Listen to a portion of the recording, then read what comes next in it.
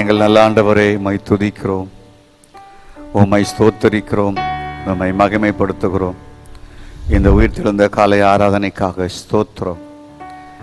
ஆண்டவரே, இந்த உயிர்த்தெழுந்த காலை ஆராதனையை எங்களுக்கு ஆசீர்வதித்து கொடுங்க. அதற்காக நாங்கள் ஜெபிக்கிறோம். இந்த 24ஆம் தேதி உம்முடைய பிரசன்னத்திற்கு முன்பாக வந்து நிற்கிறோம். ஆண்டவர், அந்த நாளை எங்களுக்கு ஆசீர்வதித்து கொடுங்க.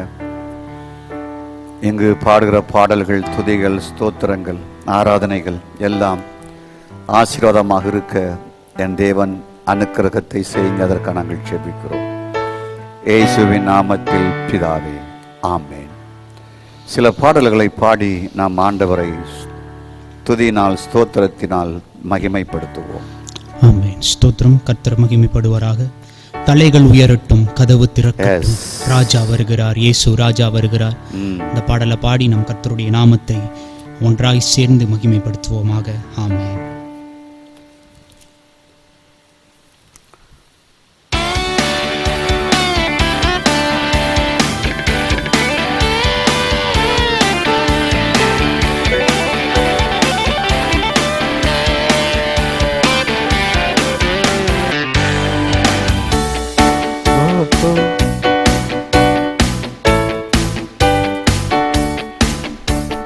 தலைகள் உயரட்டும், கதவு திறக்கட்டும், ராஜா வருகிறார், இயேசு ராஜா வருகிறார்.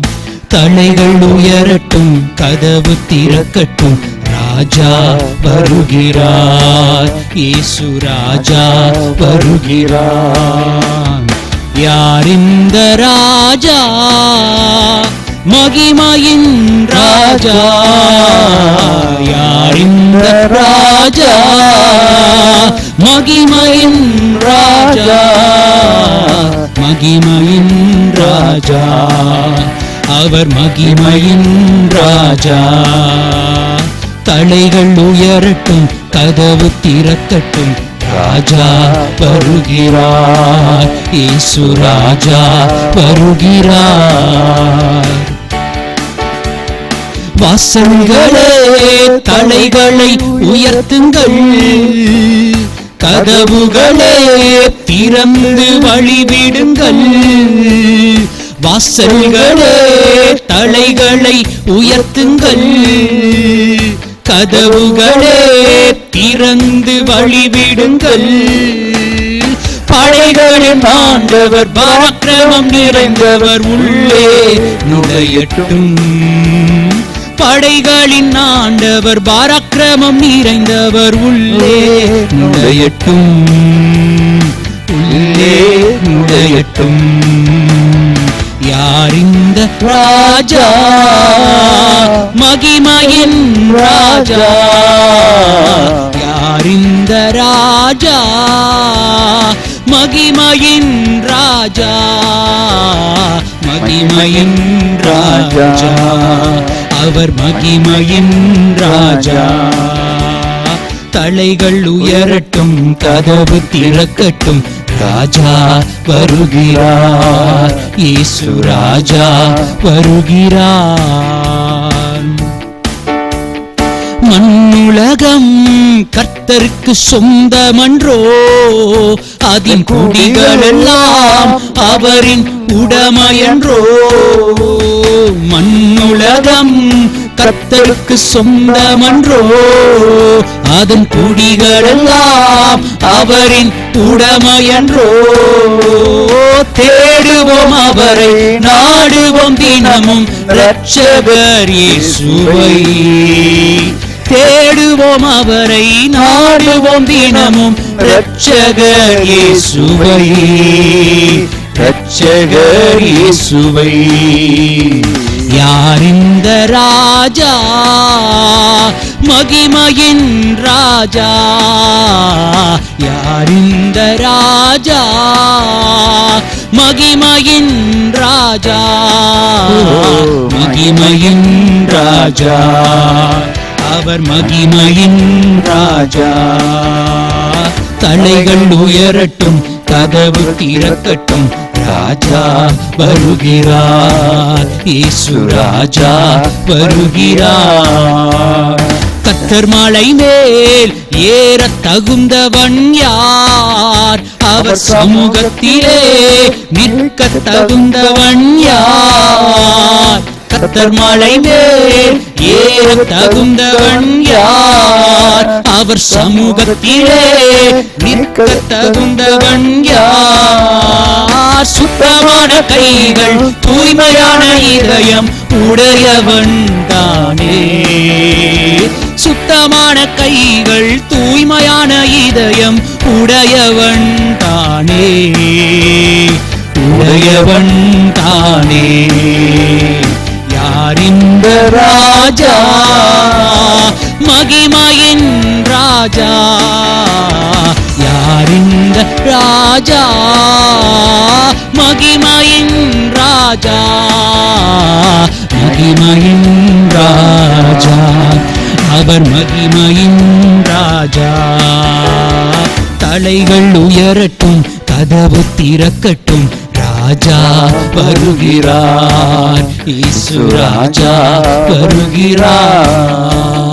தலைகள் உயரட்டும், கதவு திறக்கட்டும், ராஜா வருகிறார், இயேசு ராஜா வருகிறார். யார் இந்த ராஜா, மகிமையின் ராஜா?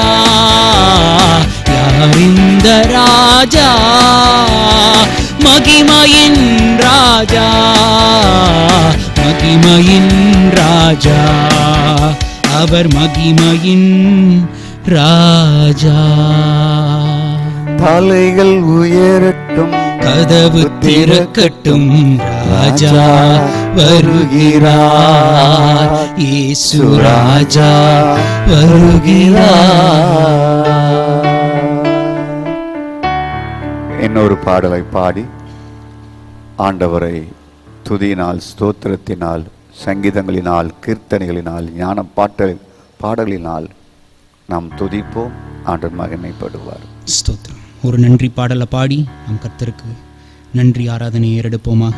தேங்க்யூ சொல்லுவேன், தினமும் சொல்லுவேன், நன்றி நன்றி இயேசு ராஜா. இந்த பாடலை பாடி நம் கர்த்தருடைய நாமத்தை உயர்த்துவோம்.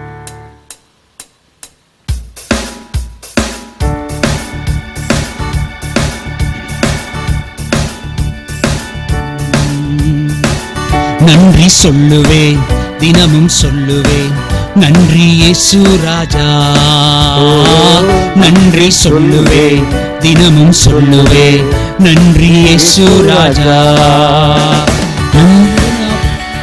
நன்றி அன்பே, நன்றி ஏசப்பா, நன்றி அன்பே, நன்றி. நன்றி சொல்லுவேன், தினமும் சொல்லுவேன், நன்றி இயேசு ராஜா. நன்றி சொல்லுவேன், தினமும் சொல்லுவேன், நன்றி இயேசு ராஜா. எல்ரோகி எல்ரோகி என்னையும் கண்டீரையா. எல்ரோகி எல்ரோகி என்னையும் கண்டீரையா, என்னையும் கண்டீரையா. எப்படிதான் நன்றி சொல்வேன், என்னையும் கண்டீரையா. எப்படிதான் நன்றி சொல்வேன். ஓ அப்பா நன்றி, ஏசப்பா நன்றி, அன்பே நன்றி, நன்றி சொல்லுவேன், தினமும் சொல்லுவேன், நன்றி இயேசு ராஜா. நன்றி சொல்லுவேன், தினமும் சொல்லுவேன், நன்றி இயேசு ராஜா. யெகோவா ஈரே எல்லாமே பார்த்து கொள்வீர். யெகோவா ஈரே எல்லாமே பார்த்து கொள்வீர், எல்லாமே பார்த்து கொள்வீர். எப்படி நான் நன்றி சொல்வேன், எல்லாமே பார்த்து கொள்வீர். எப்படி நான் நன்றி சொல்வேன். அப்பா நன்றி, அன்பே நன்றி, ஏசப்பா நன்றி, அன்பே நன்றி, ஓ அப்பா நன்றி, அன்பே நன்றி, ஏசப்பா நன்றி, அன்பே நன்றி. நன்றி சொல்லுவேன், தினமும் சொல்லுவேன், நன்றி இயேசு ராஜா. நன்றி சொல்லுவேன், தினமும் சொல்லுவேன், நன்றி இயேசு ராஜா. சொல்லுங்க, யெகோவா ராஃபா, யெகோவா ராஃபா, இதுவரை சுகம் தந்தீரே. யெகோவா ராஃபா, இதுவரை சுகம் தந்தீரே, இதுவரை சுகம் தந்தீரே. எப்படிதான் நன்றி சொல்வேன், இதுவரை சுகம் தந்தீரே, எப்படிதான் நன்றி சொல்வேன். ஓ அப்பா நன்றி, அன்பே நன்றி, ஏசப்பா நன்றி, அன்பே நன்றி. நன்றி சொல்லுவேன், தினமும் சொல்லுவேன், நன்றி இயேசு ராஜா. நன்றி சொல்லுவேன், தினமும் சொல்லுவேன், நன்றி இயேசு ராஜா. சொல்லுவோமா? யெகோவா ஷாலோம், சமாதானம் தந்தீரையா. யெகோவா ஷாலோம், சமாதானம் தந்தீரையா, சமாதானம் தந்தீரையா. எப்படிதான் நன்றி சொல்வேன், சமாதானம் தந்தீரையா, எப்படிதான் நன்றி சொல்வேன். ஓ அப்பா நன்றி, அன்பே நன்றி, ஏசப்பா நன்றி, அன்பே நன்றி. நன்றி சொல்லுவேன், தினமும் சொல்லுவேன், நன்றி இயேசு ராஜா. நன்றி சொல்லுவேன், தினமும் சொல்லுவேன், நன்றி இயேசு ராஜா. ஓ அப்பா நன்றி, அன்பே நன்றி, ஏசப்பா நன்றி, அன்பே நன்றி. ஆமென். எங்கள் நல்ல ஆண்டவரே, இந்த காலை ஆராதனைக்காக ஸ்தோத்திரம். இந்த காலை ஆராதனையை எங்களுக்கு தொடர்ந்து ஆசீர்வதித்து கொடுங்க. இதை பார்க்கிற ஒவ்வொருவருக்கும் இந்த ஆராதனை ஆசீர்வாதமாக இருக்க எங்களுக்கு உதவி செய்யுங்க. இயேசுவின் நாமத்தில் பிதாவே, ஆமென். நன்றி. உங்களை எல்லாரையும் பார்ப்பதிலே மிகுந்த மகிழ்ச்சி. ஸ்தோத்திரம். நாம் கர்த்தருடைய வார்த்தைக்கு நேராய் கடந்து செல்ல போகிறோம். இணையதளமாக இருக்கிறபடினாலே நாம் சுருக்கமாக இதை செய்கிறோம். நீண்ட நேரம் இதை நாம் செய்வோம் என்றால் பார்ப்பதற்கு உங்களுக்கு சிரமமாக இருக்கும். நீண்ட நேரம் பார்க்க வேண்டும் என்பதற்காக இந்த ஆராதனையை 2 பாடலோடு தேவனுடைய வார்த்தையோடு உங்களோடு கடந்து வருவதற்கு ஆண்டவர் அனுக்கிரகத்தை செய்திருக்கிறார். கர்த்தருக்கு ஸ்தோத்திரம். ஆண்டவர் இந்த மாதங்களில் நமக்கு செய்திருக்கிற எல்லா கிருபைகளுக்காக ஸ்தோத்திரம். இன்னும் இந்த மாதத்தில் ஒரு வாரம் இருக்கிறது. Praise God. அதற்கு பின்பு நமக்கு ஜூன் மாதம் ஆராதிப்பதற்கு அரசாங்கம் அனுமதிக்கும் என்று விசுவாசிக்கிறோம். ஆண்டவர் நமக்கு தேசம் முழுவதற்கும் அந்த அனுக்கிரகத்தை செய்வாராக. ஜெபியுங்கள், எதிர்பாருங்கள். நாம் ஒன்று கூடி வருகிற நேரம் காலம் நெருங்கிவிட்டது என்பதை மட்டும் நான் நினைவு கூறுகிறேன். கர்த்தருக்கு ஸ்தோத்திரம். யோபின் புஸ்தகத்தை நாம் தியானத்திற்கு இன்று எடுத்துக்கொள்வோம். இந்த யோபு புஸ்தகத்தை நான் தியானிக்க வேண்டும் என்று ரொம்ப விரும்பினேன். அதில் எனக்கு ஆச்சரியமான காரியங்கள் தென்பட்டது. யோபு பேசியதை விட மற்றவர்கள் பேசியதில் கவனம் செலுத்துவோம் என்று விரும்பி அதிலே ஆவியானுடைய துணையோடு சில வெளிப்பாடுகளையும் வார்த்தைகளையும் பெற்றுக்கொள்வதற்கு கர்த்தர் உதவி செய்தார். கடந்த 2 வார காலமாக இந்த யோபு 4ஆம் அதிகாரம் 5ஆம் அதிகாரம் மட்டும் என் தியானத்தில் வைத்து அதை உற்று நோக்கி பார்க்கிறேன். 4ஆம் அதிகாரத்தில் எலிப்பாஸ் என்பவர் வருகிறார். இங்குதான் முதல் ஆரம்பம். யோபுடைய நண்பர்கள் அவரை பார்ப்பதற்காக வந்தார்கள். அவருடைய சோதனை காலகட்டத்தில் அவர்களை ஆறுதல் படுத்தும்படியாக வந்தார்கள் என்பதை நாம் 2ஆம் அதிகாரத்தில் பார்க்கிறோம். 7 நாள் அவர்கள் ஒன்றும் பேசாமல் 3 சிநேகிதர்களும் அமர்ந்திருந்தார்கள். 2ஆம் அதிகாரம் 11ஆம் வசனத்திலிருந்து 13ஆம் வசனம் வரைக்கும் பார்க்கிறோம். யோபுடைய கொடிய நிலைமையை நினைத்து அவர்கள் வானத்தை பார்த்து தலையின் மேல் புழுதியை தூற்றிக்கொண்டு அவன் துக்கம் மகா கொடிய துக்கம் என்று கண்டு அவனோடு ஒரு வார்த்தை பேசாமல் இரவும் பகலும் 7 நாள் அமர்ந்திருந்தார்களாம். ஆச்சரியமாக இருக்கிறது.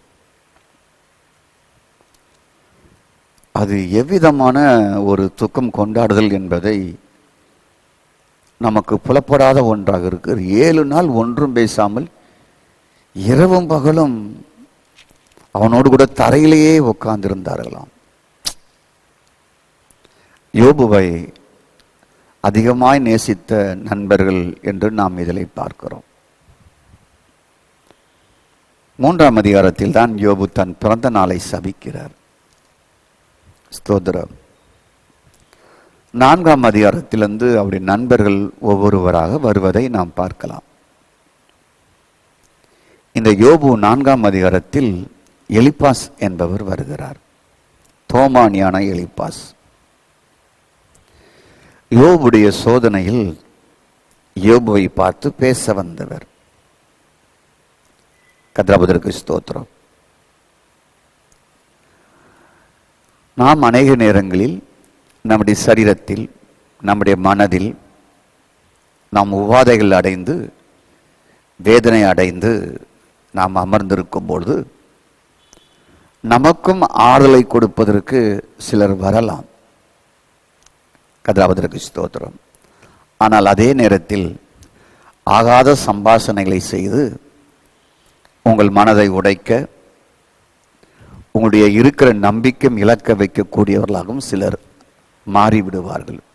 ஏற்கனவே கொடுமை, அந்த கொடுமையிலையும் இவர்களுடைய ஆலோசனை போதனை ஆகாத சம்பாஷணைகள் பிரைஸ் காட் உங்களுடைய இதயத்தை உடைக்கக்கூடியதாக மாறிவிடும். எலிப்பாசுடைய பேச்சிலிருந்து நான் அறிந்து கொண்டது என்னவென்றால் இவர் ஒரு பிசாசினுடைய ஏஜென்ட் என்று சொல்லலாம், சாத்தானின் ஏஜென்ட் என்று சொல்லலாம். என்றால் ஏற்கனவே உடைந்து போனுடைய இதயத்தை காயப்படுத்துகிற வார்த்தைகளை பேசுகிற எலிப்பாஸ்.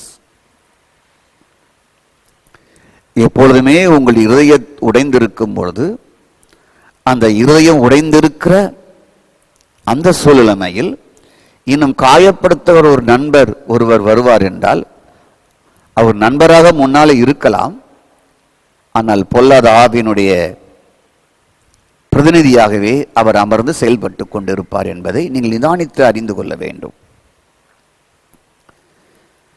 சிலர் பேச்சுகளை நாம் எளிதாக அறிந்து கொள்ளலாம். அவர்கள் சாத்தானின் வாயாக, பொல்லாதவனின் வாயாக இருப்பார்கள். அந்த வாயை நாம் அடையாளம் கொள்ள வேண்டும். சாத்தானின் வாயை நீங்கள் நேரடியாக பார்க்க முடியாவிட்டாலும் இப்படிப்பட்ட எலிப்பாஸ் போன்றுடைய வாயை பார்த்து அடையாளம் தெரிந்து கொள்ளலாம். உங்கள் ரணவேதனையில், உங்கள் கஷ்டத்தில், உங்கள் துன்பத்தில் இன்னும் கிளறி இன்னும் வேதனை ஊட்டுகிற, ஸ்தோத்திரம், உங்களை தவறாகவே கண்காணித்து உங்களுக்கு போதனை கொடுக்கிற அப்படிப்பட்டவர் வரும்பொழுது நீங்கள் சாத்தானை நேரடியாக பார்க்க வேண்டிய அவசியம் இல்லை, சாத்தானின் வாயையும் பார்க்க வேண்டிய அவசியம் இல்லை. அப்படிப்பட்டவருடைய வாயை நீங்கள் பார்த்தாலே நீங்கள் புரிந்து கொள்ளலாம். நீங்கள் நலம்புலம் ஒன்றும் சொல்லாமல் அமைதியாக இருந்து உங்களை காத்துக்கொள்வது மிகவும் நல்லது. கர்த்தருக்கு ஸ்தோத்திரம். இந்த எலிப்பாஸ் சொல்லுகிறார், நாங்கள் உம்மோடு கூட பேச துணிந்தால் ஆயாசப்படுவீரோ என்று கேட்கிறார். முதல்ல எடுத்த உடனே ஒரு அபாயகரமான ஒரு காரியத்தை சொல்லுகிறார். நாங்கள் உம்முடைய பேச துணிந்தால், உம்மோடு பேச துணிந்தால் ஆயாசப்படுவீரோ என்று கேள்வி கேட்டார். அதாவது, நான் பேசினால் நீர் பொறுமை இழந்து விடுவீரோ என்று கேட்கிறார். அப்படி என்றால் பொறுமை இழக்கத்தக்க பேச வந்திருக்கிறார்கள் அவருடைய நண்பர்கள். யோபுவுடைய பொறுமையே இழக்கத்தக்கதாக பேசுவதற்காக வந்திருக்கிறார்கள். ஆயாசப்படுவீரோ என்றால், நான் பேசினால், நாங்கள் பேசினால் நீங்கள் பொறுமை இழந்து விடுவீரோ? பிரைஸ் காட், ஸ்தோத்திரம். நீ பொறுமை இழந்து விட மாட்டாய்தானே என்று கேள்வியை கேட்கிறார். ஆகவே இயேசு கிறிஸ்துடைய வரலாற்றில் நீ பார்ப்போம் என்றால், நாம் பார்க்கும்பொழுது முதலில் இயேசு பேசவில்லை. ஆனால் அங்கிருந்த மதவாதிகள், பரிசேயர்கள், சதுசேயர்கள், நியாயசாஸ்திரிகள், வேதபாரர்கள் போன்ற மதவாதிகள், ஸ்தோத்திரம், இவர்கள்தான் எலிப்பாசை போன்று பேயின் வாயாக இருந்து இயேசுவோடு வாய் கொடுத்தார்கள். இப்படிப்பட்டவர்கள் எல்லாரும் இவனுடைய பிரதிநிதி, பொல்லாதனுடைய பிரதிநிதி, ஏஜென்ட் என்று நீங்கள் புரிந்து கொள்ள வேண்டியதான். ஸ்தோத்திரம். இயேசுடைய வாயிலிருந்து ஏதாவது அகப்படுமா? அவர் பொறுமை இழந்து விடுவாரா? ஆயாசப்படுவாரா? அவர் சிக்க வைப்பதற்கு ஏதாவது கேள்வியை கேட்கலாமா என்றுதான் மதவாதிகளுடைய எண்ணங்களும் இருந்தது. உங்களோடு பழகுகிறவர்கள் உங்கள் நெருக்க காலங்களில், உங்கள் கஷ்ட காலங்களில், உங்களுடைய பிரச்சனைக்குரிய காலங்களில் இப்படிப்பட்ட வாய் உடையவர்கள் வருவார்கள். உங்க வாயிலேயே வார்த்தை வாங்கி உங்களையே பொறுமை இழக்க வைக்கிற எலிப்பாசுகள் வருவார்கள். கர்த்தருக்கு ஸ்தோத்திரம். பொறுமையை இழக்க வைக்கும் எலிப்பாசை போன்றுதான் இயேசுனுடைய காலத்திலேயும் இருந்த மதவாதிகள். விபச்சார ஸ்திரியை கல்லெறியை கொண்டு வந்தார்கள் மதவாதிகள். வந்தபோது, ஸ்தோத்திரம், அடாவதாக இயேசு பேசவில்லை, மௌனமாக இருந்தார். ஸ்தோத்திரம்.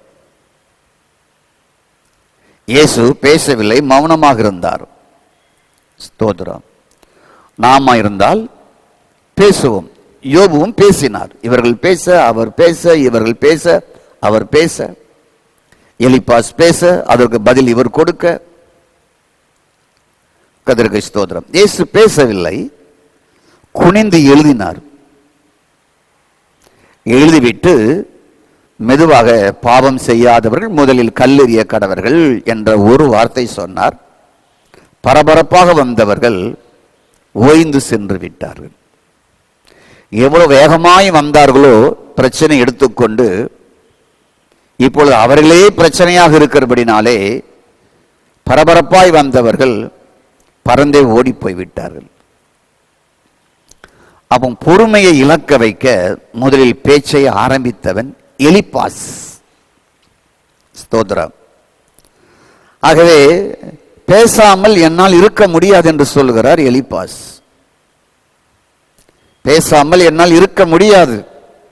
நான் 7 நாள் பேசாமல் அமர்ந்து விட்டேன், இனி பேசாமல் இருக்க முடியாது. ஆகவே நீ ஆயாசப்பட்டு விடக்கூடாது, பொறுமை இழந்து விடக்கூடாது. அப்படிதான் நினைக்கிறேன், நீ பொறுமை இழக்க மாட்டாய் என்று நினைக்கிறேன் என்று பேச்சை ஆரம்பித்தார். இப்பொழுது எலிப்பாஸ் பேச்சை பார்ப்போம். நீர் நிறைய பேரை திருப்திப்படுத்தியது உண்மைத்தான். முதல்ல குட் சர்டிபிகேட் கொடுக்கிறார். ஏதேன் தோட்டத்தில் சகல விருட்சத்தின் கனியை புசிக்க சொன்னது உண்டோ? அதே போலதான் ஆரம்ப காரியங்கள் மெதுவாக சாப்பிட்டா நைஸா ஆதரவாய் வருவது போல் வருகிறது. நீ நிறைய பேரை திருப்திப்படுத்தி உண்மைத்தான். 2, நீர் சோர்ந்து போனவரெல்லாம் பலப்படுத்தியதும் உண்மைத்தான், நிஜம்தான். 2, நீர் தடுமாறி விழுகிறவர்களை உன் வார்த்தையினாலே நீ தூக்கி நிறுத்தினாய், அதுவும் உண்மைத்தான். அடுத்த வசனங்களை நீ பார்த்துக்கிட்டே இருக்கலாம். 3ஆம் வசனம் 4ஆம் வசனத்தில் நீங்க பார்த்துக்கிட்டே இருக்கலாம். ஸ்தோத்திரம். அடுத்தபடியாக 4ஆவதாக தள்ளாடுகிற முழங்கால் உடையவனை நீ பலப்படுத்தினாய். 4 காரியம் நீ நல்ல பெர்ஃபெக்டா செஞ்சிருக்கிறப்பா, நல்லதா செஞ்சிருக்கிறப்பா. உன்னை போல யாருமே செய்ய முடியாதுப்பா. நீ நிறைய பேரை திருப்திப்படுத்தி இருக்கிறாய், உண்மை. சோர்ந்து போனவர்களை பலப்படுத்தினாய், உண்மை. தருமாடி விழுகிறவர்களை உன் வார்த்தையினால் தூக்கி நிறுத்தினாய், உண்மை. தள்ளாடுகிற முழங்கால் உடையவர்களை நீ பலப்படுத்தினாய், நிஜம்பா. நல்ல செயலை, ஸ்தோத்திரம், நற்செயலை நீ செய்திருக்கிறாய். ஆகவே சர்ப்பத்தின் பேச்சும் ஏவாளிடம் இப்படிதான் இருந்தது. கர்த்தருக்கு ஸ்தோத்திரம். இதுபோல்தான் நைஸா சாப்பிட்டா கவரக்கூடியதா பயனுள்ளதாக இருந்தது. கர்த்தருக்கு ஸ்தோத்திரம். ஆனால் அடுத்து சொல்லுகிறார் எலிப்பாஸ், உனக்கு பிரச்சனை வந்த உடனே நீ நிதானம் இழந்து விட்டாய். இங்குதான் சங்கை பிடிக்கிறார். சங்குனா கழுத்து. நீ பிரச்சனை வந்த உடனே ஒன்னும் யோபு நிதானம் இழக்கவில்லை. 10 பிள்ளைகளையும் இழந்தார், எல்லா ஜீவராசிகளையும் இழந்தார். ஒரே நாளிலே அவர் அனைத்து சொத்துக்களையும் இழந்தார். ஸ்தோத்திரம். அவர் ஒரே நாளிலே 7000 மாடுகள், 3000 ஒட்டகங்கள், 500 ஏறு மாடுகள், 500 கழுதைகள், திரளான பணிவிடைக்காரர்கள் எல்லாம் ஒரே நாள்ல லாஸ் ஆகுது. அடுத்த செகண்ட் எல்லாமே லாஸ். கர்த்தருக்கு ஸ்தோத்திரம்.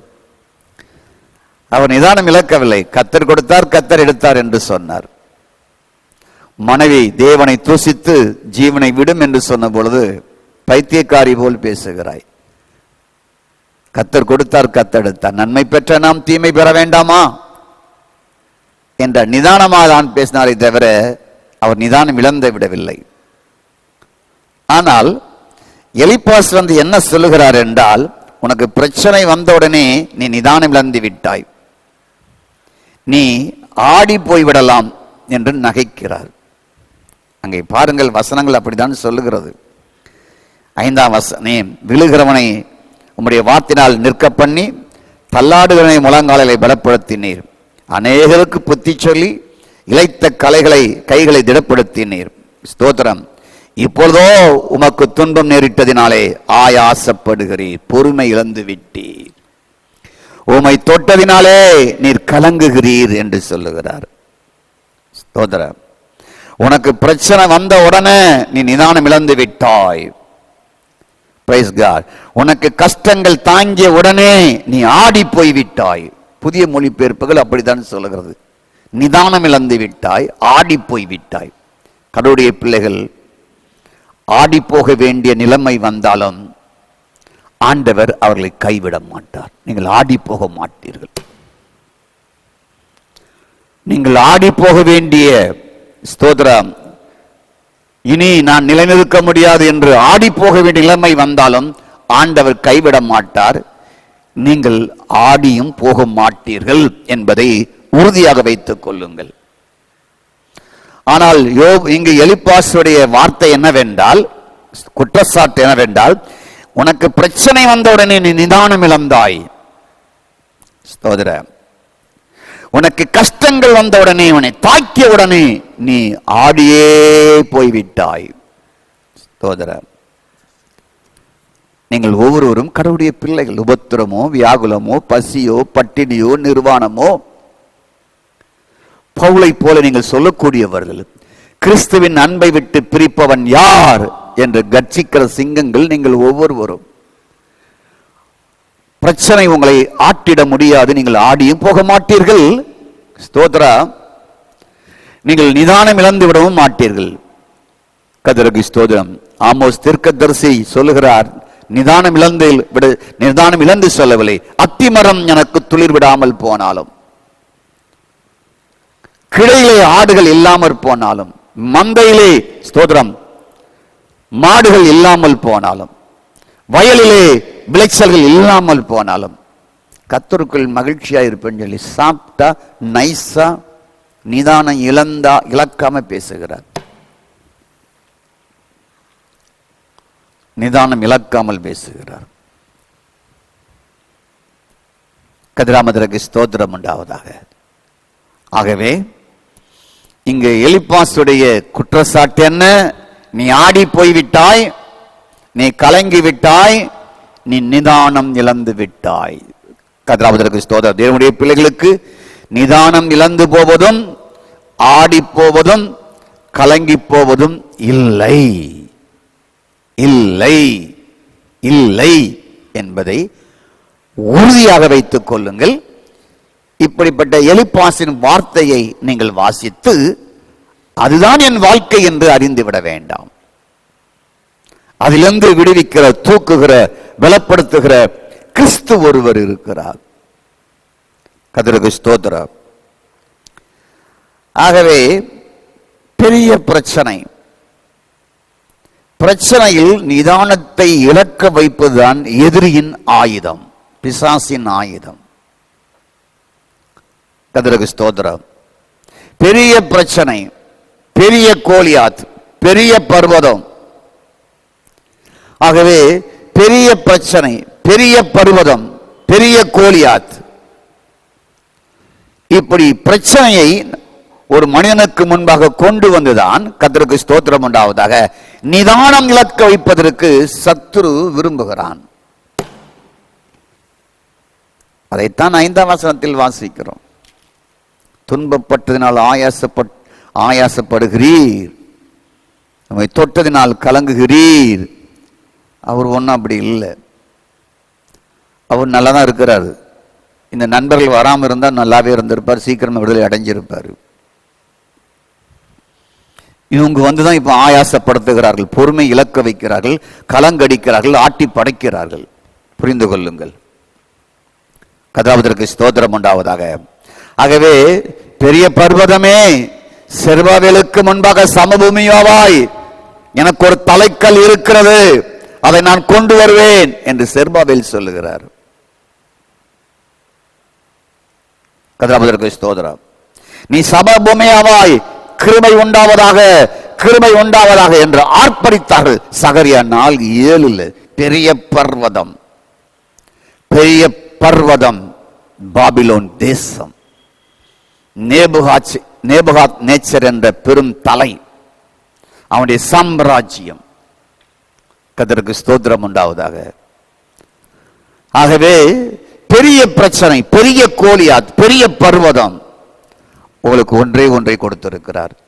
விசுவாசம் உள்ள ஜெபம், மலைகளையே பேர்க்கத்தக்க அந்த அதிகாரத்தை, பழைய ஏற்பாட்டு மக்களுக்கு இல்லாத ஒரு அதிகாரத்தை புதிய ஏற்பாட்டிலே பிரச்சனையை தகர்த்தெறிவதற்கு விசுவாசம் என்னும் ஒரு திறவுகோலை, மலைகளை தகர்த்தெறிவதற்கு உங்கள் ஒவ்வொருவருக்கும் அதிகாரத்தை என் அப்பன் இயேசு கொடுத்திருக்கிறார். நம்ம பயன்படுத்துவதில்லை, நம்ம யூஸ் பண்ணுவதில்லை. கர்த்தருக்கு ஸ்தோத்திரம் உண்டாவதாக. தினமும் விசுவாசத்தை பயன்படுத்துங்கள். தினமும் கிருபை உண்டாவதாக, கிருபை உண்டாவதாக என்று பெரிய பர்வதத்தை பார்த்து நீங்கள் ஆர்ப்பரியுங்கள். எனக்கு முன்பாக எம்மாத்திரம், என்னுடைய பிரச்சனையே எனக்கு முன்பாக எம்மாத்திரம், என்னை களங்கடிக்க ஆட்டி படைக்க நினைக்கிற ஸ்தோத்திரம், என்னை திண்டாட வைக்க நினைக்கிற, பொறுமை இழக்க வைக்க நினைக்கிற பெரிய பர்வதமே, நீ எனக்கு முன்பாக எம்மாத்திரம். விசுவாச வார்த்தைகளை அள்ளி கொட்டுங்கள், பேசுங்கள், தைரியமாய் அறிக்கை செய்யுங்கள். விருத்த சேதனம் இல்லாத இந்த பெலிஸ்தியன் எம்மாத்திரம். எனக்கு ஒரு ஐடி ப்ரூஃப் இருக்கு, நான் விருத்த சேதனம் பெற்றவன், ஆபிரகாமின் உடன்படிக்கையின் மகன். இவனுக்கு என்ன இருக்கு? இவன் ஒண்ணுமே இல்லை. இவன் பேயை வழிபடுகிறவன். உருவத்தில் பெருசா இருக்கலாம், உடல் பலத்தில் பெருசாக இருக்கலாம், ஆனால் என்னோடு இருக்கிறவர் பெரியவர்.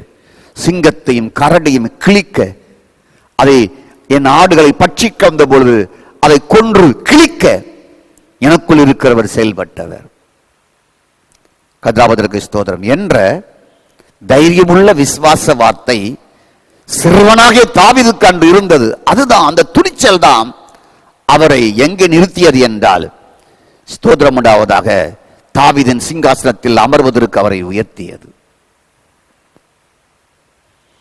அப்ப பெரிய பிரச்சனை அன்றும் என்றும் சமபூமியாவது என்பது உண்மை, தவிடுபடியாவது என்பது உண்மை. ஆகவே எலிப்பாஸ் யோபுவை பார்த்து பெரிய பிரச்சனையில் நீ நிதானம் இழந்து விட்டாய் என்று கூறுகிறார்.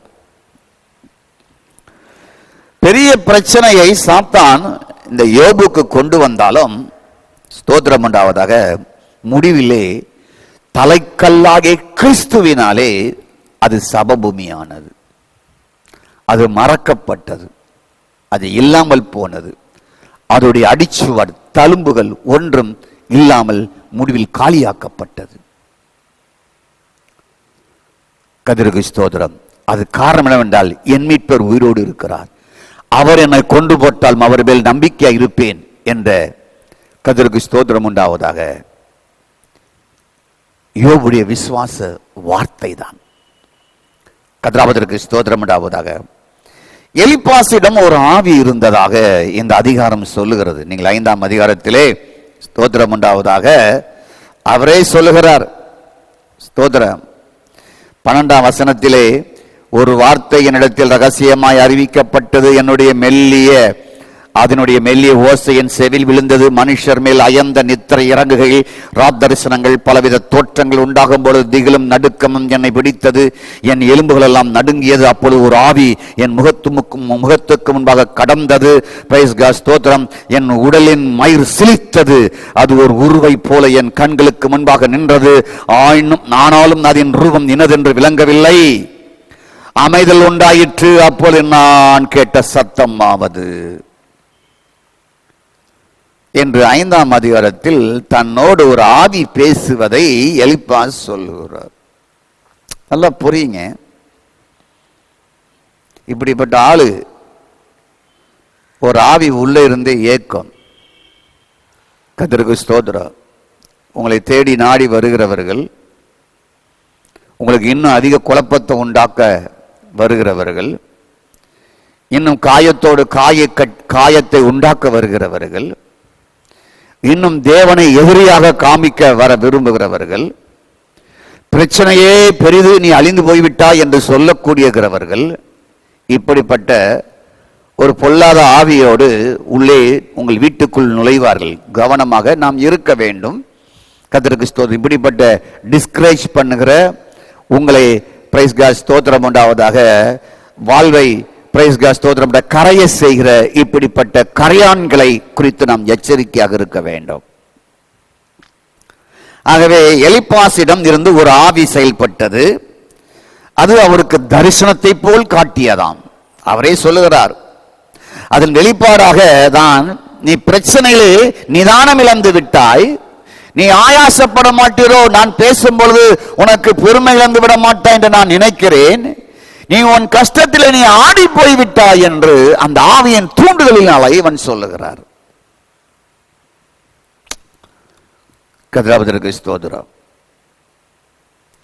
ஆகவே உங்களுக்கு சொல்லுகிறேன், ஆடி போகாதவர், நிதானம் இழக்காதவர் யோபு கடைசி வரைக்கும். இவங்க பேசின ஒவ்வொரு வார்த்தைகளுக்கும் அவர் சவாலாக பேசினார். ஸ்தோத்திரம். ஆனால் யோபு ஆடி போகாதவர், நிதானம் இழக்காதவர். கர்த்தருக்கு இதை காட்டிலும் நான் இன்னொன்று உங்களுக்கு சொல்லுகிறேன். ஸ்தோத்திரம் உண்டாவதாக. உங்களுக்காக சிலுவையிலே மரித்து உயிர்த்தெழுந்த இயேசு கிறிஸ்து சிலுவையிலேயே அவர் ஆடி போகவில்லை, நிதானம் இழக்கவில்லை. ஸ்தோத்திரம். அவர் உங்களுக்கு உண்டு. அவர்தாமே சோதிக்கப்பட்டு பாடுபட்டபடினாலே சோதிக்கப்படுகிற ஒவ்வொருவருக்கும் அவர் உதவி செய்ய வல்லவராக இருக்கிறார். ஸ்தோத்திரம். நாம் அவருடைய பிள்ளைகள், நாம் சிங்கத்தின் குட்டிகள். கர்த்தருக்கு ஸ்தோத்திரம். அவர் யூதா ராஜ சிங்கம். ஆகவே நம்முடைய பிரச்சனையில் நாம் ஆடி போக வேண்டிய அவசியம் இல்லை, நிதானம் இழக்க வேண்டிய அவசியம் இல்லை. அது உங்க பிறப்பிலே நடக்க போவதும் இல்லை, நடக்க ஆண்டவர் விடுவதும் இல்லை. கர்த்தருக்கு ஸ்தோத்திரம். இயேசு தொங்கியது சிலுவையில். ஆனால் நடந்தது என்ன? அவரை சிலுவையில் ஆணி அடித்த பொழுது நமக்கு எதிராக இருந்த அத்தனை கட்டளைகளையும் விரோதமாக இருந்த அத்தனை கையெழுத்துகளையும் குலைத்து, அதாவது குலைத்து, அப்படி என்றால் தேவன் மனிதன் மீது இருந்த தேவன் கோபம், எரிச்சல், சாபம், தண்டனை அத்தனையும் அவர் சிதைத்தார். மனிதன் மேலிரு வர வேண்டிய கோபம், எரிச்சல், சாபம், தண்டனை அத்தனையுடைய நம்பிக்கை முழுவதையும் அவர் சிதைத்தார், ஒன்றுமில்லாமல் ஆக்கினார். எதன் வழியாக ஒரு மனிதனுக்கு தண்டனையும் கோபமும் எரிச்சலும் சாபமும் வருகிறதோ அத்தனையும் சிலுவையிலே என்ன செய்தார் என்றால் குலைத்தார், ஒழித்தார், சிதைத்தார். மோசே காலம் முதல், கர்த்தருக்கு ஸ்தோத்திரம் உண்டாவதாக, என் அருமையான கர்த்தருடைய பிள்ளைகளே, கர்த்தருக்கு ஸ்தோத்திரம் உண்டாவதாக, இன்று வரை இருக்கிற அத்தனை சாபங்களையும் பாவங்களையும் தேவனுடைய கோபங்களையும் ஆக்கினை தீர்ப்புகளையும் முற்றிலும் அவர் கெடுத்து அழித்து விட்டார், குலைத்து விட்டார், ஒன்றுமில்லாமல் ஆக்கி விட்டார். அதான் குலைத்து விட்டார் என்று பொருள். அவருடைய வடிவமே இல்லாமல் ஆக்கி விட்டாராம்.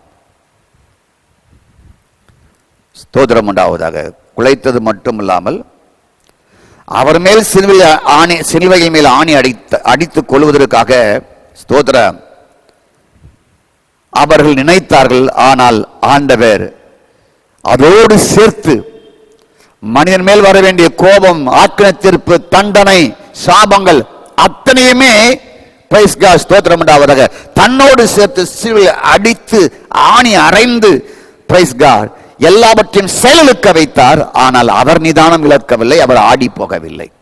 சிலுவையிலே நமக்கு அந்த காரியத்தை செய்து வைத்திருக்கிறார். கர்த்தருக்கு ஸ்தோத்திரம் உண்டாவதாக. நான் ஏன் இதை இங்கு கொண்டு வருகிறேன் என்பது மிக முக்கியமானது. உங்களுக்கு நிதானம் இழக்காத ஒருவர், சிலுவையிலே ஆடி போகாத ஒருவர், சிலுவையிலே அவர் என்ன செய்தார் என்பதை உங்களுக்கு சொல்லுகிறேன்.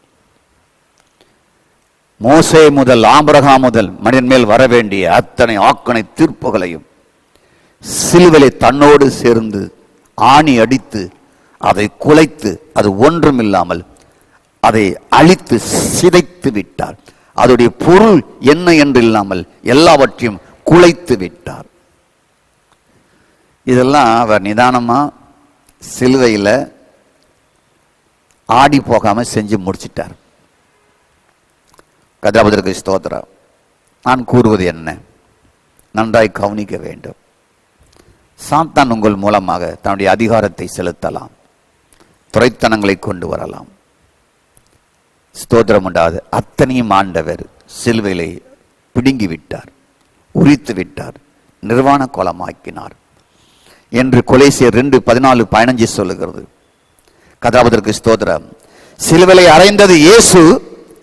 ஆனால் நடந்தது என்னவென்றால், சாத்தானுடைய அதிகாரத்தையும், யோபுவை சோதித்தானே அந்த சாத்தானுடைய அதிகாரத்தையும் துரைத்தனங்களையும், ஸ்தோத்திரம், அதோடு சேர்ந்து ஆணி அடித்து விட்டார்.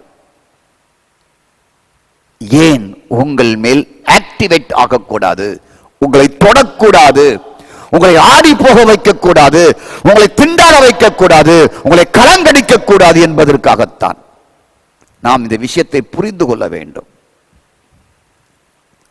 கர்த்தருக்கு ஸ்தோத்திரம். யோபுவை பார்த்து எலிப்பாஸ் கேட்டார், நீ ஆடி போய்விட்டாய், கலங்கி போய்விட்டாய் என்று சொன்னார். ஆனால் நாம் கலங்கிவிடக்கூடாது, நீங்கள் ஆடி போய்விடக்கூடாது, நீங்கள் கலங்கிவிடக்கூடாது என்பதற்காக சிலுவையிலே, ஸ்தோத்திரம், கொலோசியர் 2:14-15 படி சாத்தானுடைய அதிகாரம், துரைத்தனங்கள், வல்லமைகள் அத்தனையும் தன்னோடு சேர்த்து சிலுவையிலே அறைந்தார். இனி உங்க மேல அவனை ஆக்டிவேட் பண்ணக்கூடாது, உங்களை தொடக்கூடாது, உங்களை கை நீட்டக்கூடாது, பிரச்சனையில் உங்களை ஆடி போக வைக்கக்கூடாது. நீங்கள் அவனுக்கு எதிர்த்து நிற்க வேண்டும். உங்களை கண்டவன் ஆடி போக வேண்டும், உங்களை கண்டவன் கலங்கி ஓட வேண்டும் என்பதற்காக சிலுவையிலே ஏற்கனவே அவர் செய்து முடித்திருக்கிற அதிகாரங்களை பாருங்கள், அதை பிரயோகிப்படுத்துங்கள். கதாவதற்கு ஸ்தோத்திரம்.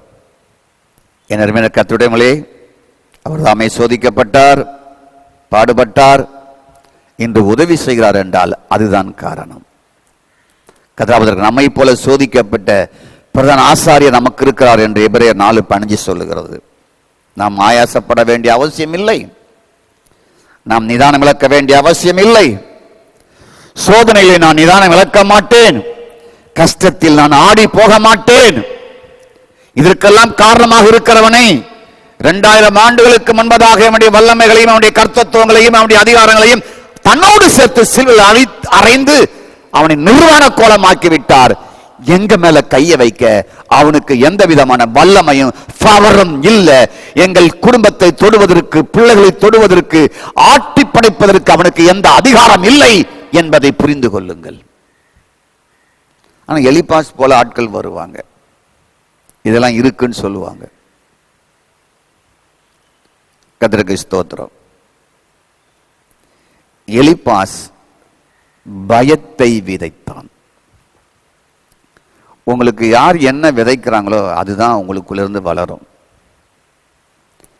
சில கிறிஸ்தவருடைய போதனையை பயத்தை விதைப்பது, சத்துருவை விதைப்பது, ஸ்தோத்திரம், தண்டனையை விதைப்பது, சாபத்தை விதைப்பது, சில கிறிஸ்தவருடைய போதனைகள் இப்படிதான் இருக்கும்.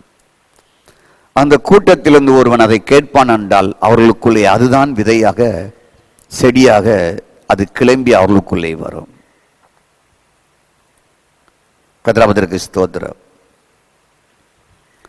ஒரு குடும்பத்தார் இடத்தில் சொன்னார்கள், எங்கள் போதகர் எப்பொழுதுமே நாம் துன்பத்தில் தான் ஆண்டவரை தேட வேண்டும், கஷ்டத்தில் ஆண்டவரை தேட வேண்டும், அப்போதுதான் நெருங்க முடியும் என்று சொல்லி எங்கள் சபையில் இருக்க எல்லாருமே துன்பத்தோடும் கஷ்டத்தோடும் வறுமையோடும் இருக்கிறார்கள் என்று சொன்னார்கள்.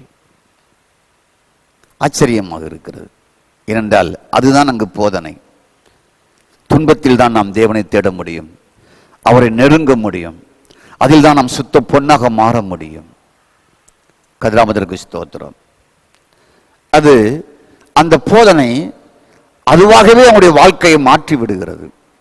இங்கு யோபு இடத்திலே எலிப்பாஸ் என்ன செய்கிறார் என்றால் அவர் பயத்தை விதைக்கிறார். ஸ்தோத்திர. பயத்தை விதைக்கிற இடத்தில் நாம் இருக்கவே கூடாது. நமக்கு பயமுள்ள ஆவியை தரவில்லை, அன்பும் தெளிந்த புத்தியுமுள்ள ஆவியை நமக்கு தந்திருக்கிறார் என்பதை நாம் புரிந்து கொள்ள வேண்டிய ஒரு விஷயமாக இருக்கிறது. கதாபதற்கு ஸ்தோத்திரம். அப்போ இந்த பயம் என்ன செய்தால் எலிப்பாஸ் தேவனை விட்டு இந்த யோபு விலகி போகக்கூடிய அளவுக்கு ஒரு ஆலோசனை கொடுக்கக்கூடியவனாக இருக்கிறான். தேவனையே தூசிக்கக்கூடிய அளவுக்கு ஒரு ஆலோசனை கொடுக்கவனாக இருக்கிறான்.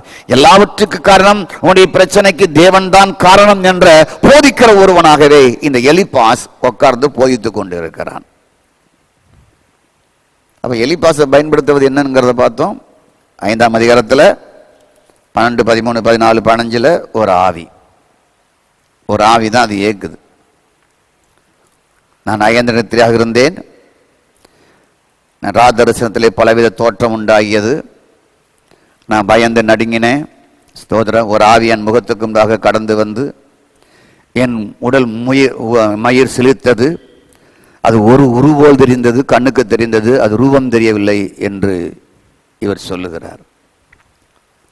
கர்த்தருக்கு ஸ்தோத்திரம். சில நேரங்களிலே சாத்தான் மனிதனுடைய வாயை தன்னுடைய வாயாக பயன்படுத்துகிறான். கர்த்தருக்கு ஸ்தோத்திரம். அவனே தரிசனம் கொடுப்பான், அவனே வார்த்தை கொடுப்பான், அவனையே பிரசங்கத்தையும் கொடுப்பான் போதிப்பதற்கு. ஸ்தோத்திரம். எலிப்பாஸ் முதலில் 4 காரியம் நல்லதாகவே கூறினார், பின்பு சாத்தானின் வாயாக செயல்பட்டு கஷ்டத்தில் யோபு ஆடி போய்விட்டான், பொறுமை இழந்து விட்டான், துவண்டு போனான் என்று சொல்லுகிறார். கர்த்தருக்கு ஸ்தோத்திரம் உண்டாவதாக. என் அருமையான கர்த்தருடைய பிள்ளைகளே, ஸ்தோத்திரம். நீங்கள் ஒருவரும் ஆடி போக வேண்டிய, நிதானம் இழக்க வேண்டிய அவசியம் இல்லை. ஸ்தோத்திரம். அப்படி என்றால் ஆடி போக, நிதானம் இழந்து போக காரணம் என்ன? அது முதலில் ஏதெனில் ஏற்பட்ட ஒரு வீழ்ச்சி தான் காரணம். மனிதன் ஸ்தோத்திரமடாத பிரச்சனையோட, கஷ்டத்தோட, குழப்பத்தோட, அழிவோட, மரணத்தோட வாழ மனிதனை படைக்கவில்லை. ஆதாம் எவ்வளவு நஷ்டம் அடைய வேண்டும் என்பதற்காக அவருடைய படைப்பிலே அவருடைய திட்டம் இல்லை, அவனுடைய விருப்பம் இல்லை. எந்த ஒரு மனுஷனும் அழிவதும், பிரச்சனையோடு வாழ்வதும், கஷ்டத்தோடு வாழ்வதும், பிள்ளைகளை சாக கொடுப்பதும், மனைவியை சாக கொடுப்பதும், புருஷனை சாக கொடுப்பதும், நோயோடு சாவதும், சொத்து அழிவதும் என்ற நோக்கத்தோடு மனிதனை ஒருபோதும் தெய்வம் படைக்கவில்லை, ஆண்டவர் படைக்கவில்லை. அது அவருடைய திட்டத்தில் ஒன்றும் இல்லை. அப்பா சரியில்லாட்டா அந்த குடும்பம் கெட்டு போயிடும் என்பது உண்மை. ஆனால் முதல் தகப்பன் அப்பா ஆதாம். அந்த வீழ்ச்சியின் விளைவுதான் மனிதர்களுக்கு இத்தனையும் இன்று வரை வருகிறது. இன்று வரை இத்தனை அழிவுக்கும் காரணம் ஒரு மனிதனுடைய வீழ்ச்சி தான், வேறு ஒன்றுமே இல்லை. கர்த்தருக்கு ஸ்தோத்திரம். அப்ப ஆடி போகுதல், நிதானம் இழக்குதல் எல்லாமே எங்கிருந்து வந்தது என்றால் ஆதாமுடைய வீழ்ச்சி ஏதெனில் இருந்து தான் அங்கு வந்தது. கர்த்தருக்கு ஸ்தோத்திரம். என் அருமையான கர்த்தருடைய பிள்ளை, அங்கதான் ஆண்டவருக்கு விருப்பம் இல்லாத காரியத்தை ஆதாம் ஏவாள் செஞ்ச உடனே நிதானம் இழந்தாங்க, ஆடி போயிட்டாங்க. அவரை பார்க்க முடியல, பயந்தாங்க, ஓடி ஒளிஞ்சாங்க. ஸ்தோத்திரம். இனி ஆண்டுடைய முகத்துல முழிக்க முடியாது, இனி நம்ம துன்ப கடலை மாட்டிக்கொண்டோம், இனி நம்ம முடிஞ்சது என்று சொல்லி ஆடி போய்விட்டார்கள், நடுங்கி போய்விட்டார்கள், ஆயாசப்பட்டு விட்டார்கள். ஆனால் தேவன் அந்த பதஷ்டத்தோடு இருந்து அவர்களை அந்த நடுக்கத்தோடு பதஷ்டத்தோடு தான் முன்னால நிற்க வைக்க விரும்பல. முதல்ல அதெல்லாம் தெளிவெல்லாம் நீக்கினார். நீ ஆடி போக வேண்டாம், உன்னை ஏமாத்தனவன் அவன் தானே, ஸ்திரீன் வித்தானவர் அவன் தலை நசுக்குவார், நீ கவலைப்படாத, நீ இதை பிலீவ் பண்ணு, இதை விசுவாசி என்று முதல் சுவிசேஷத்தை ஆதாமுக்கும் ஏவாளுக்கும் தேவன் கொடுத்தார். கர்த்தருக்கு ஸ்தோத்திரம். ஆகவே கர்த்தருக்கு ஸ்தோத்திரம் உண்டாவதாக. இன்று நான் சொல்கிறது என்னவென்றால், நல்லா கவனிங்க, பிரச்சனை எல்லாம் ஆடி போகிறதுக்கு காரணம் என்றால் வசனத்தில் உறுதியில்லாத ஆட்கள் தான். இயேசு சொன்னார், நான் சொல்கிற வார்த்தையை கேட்டு செய்யும் பொழுது என்றார், நீயோ சோதனையில் ஆடி போக மாட்டாய், நீயோ கஷ்டத்தில் நிதானம் இழந்து விட மாட்டாய் என்று சொன்னார். ஸ்தோத்திரம். நான் சொல்லிய வார்த்தை கண்மலையில் மேல் கட்டப்பட்ட வீடு என்று சொன்னார். நான் சொன்ன வார்த்தையின்படி தன் வாழ்க்கையை அமைக்கிறவன், வாழுகிறவன் கண்மலையின் மேல் வீடு கட்டின ஒரு மனுஷனுக்கு ஒப்பாக இருக்கிறான் என்று சொன்னார்.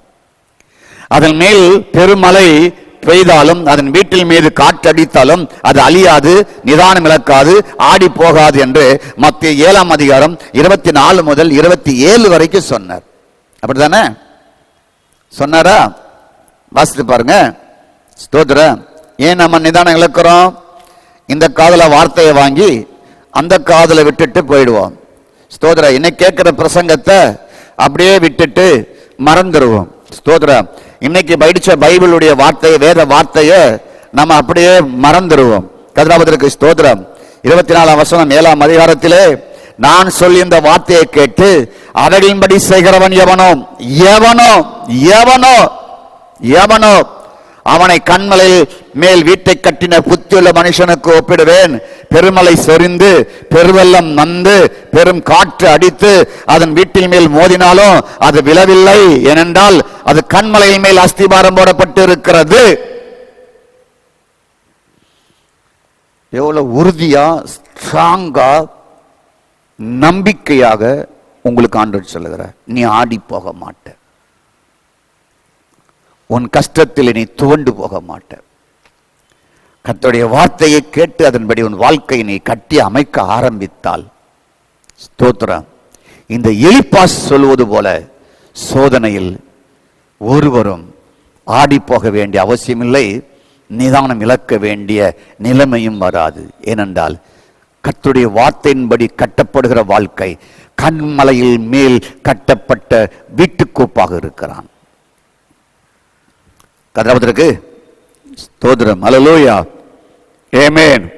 ஒருலே சொல்லுவோம், கர்த்தருக்கு ஸ்தோத்திரம் உண்டாவதாக. Glory to God. அல்லேலூயா. கர்த்தருக்கு ஸ்தோத்திரம் உண்டாவதாக.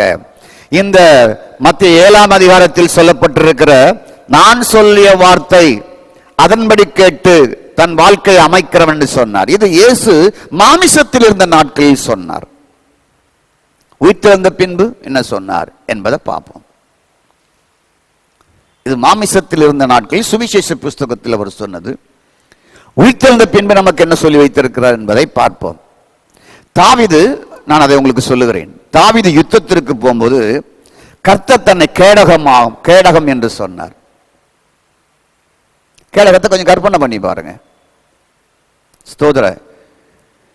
சிஎஸ்எஃப் போலீஸ் மக்கள் அடக்க வரும்பொழுது தனக்கு முன்பாக ஒரு பெரிய தட்டி வச்சிருப்பாங்க, ஒரு போர்டு வச்சிருப்பாங்க, அதான் கேடகம்.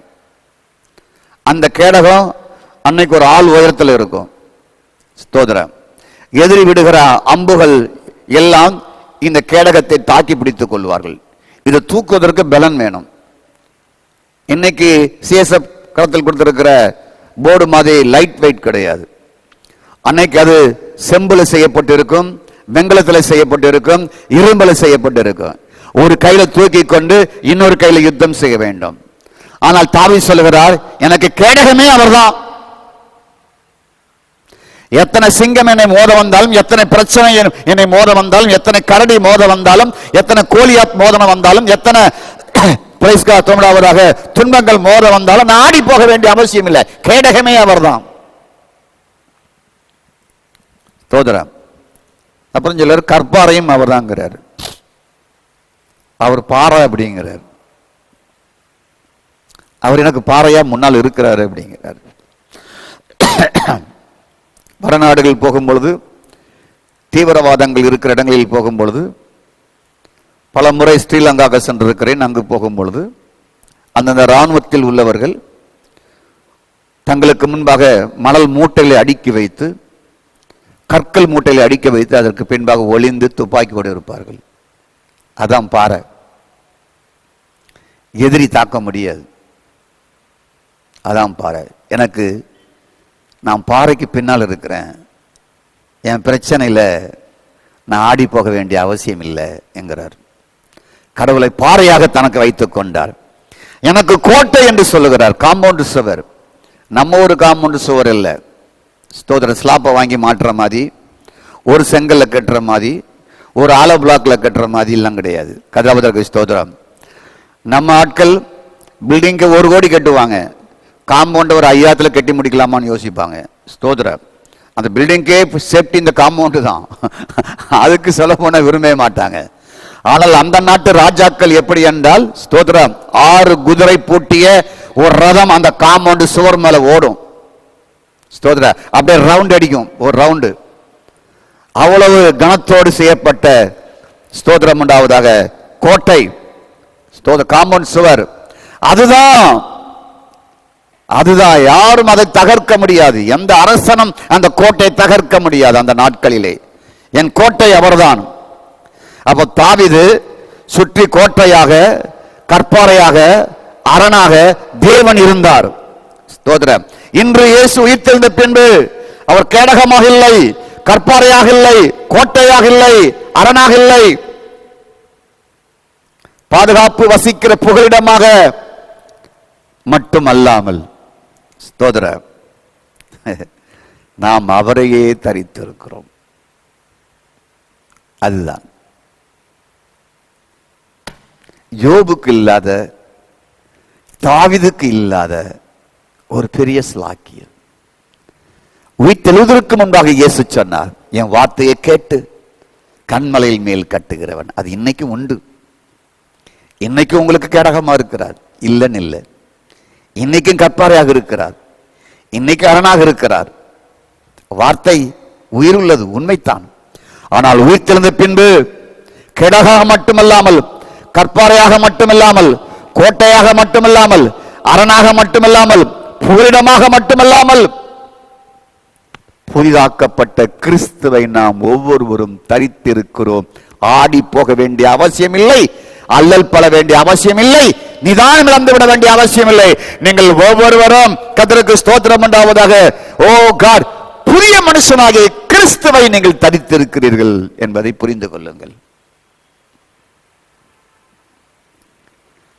இப்ப உங்களை எப்படி பார்க்கணும்னா, யோபுவை விட, மோசேயை விட, ஆபிரகாமை விட, தாவீதை விட மிக உயர்ந்த பாதுகாப்பில் நீங்கள் இருக்கிறதை நீங்கள் பாருங்கள்.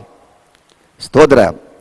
தாவீது தேவனை தனக்கு ஒரு கேடகமாக வெளியே வைத்திருந்தார், ஒரு கற்பாறையாக வெளியே வைத்திருந்தார், ஒரு கோட்டையாக வெளியே வைத்திருந்தார், அரணாக வெளியே வைத்திருந்தார், புகலிடமாக வெளியே வைத்திருந்தார். ஆனால் இப்போது அவர் வெளியே இல்லை, உங்களையே அவர் தரித்திருக்கிறார். நீங்கள் அவரை தரித்திருக்கிறீர்கள்.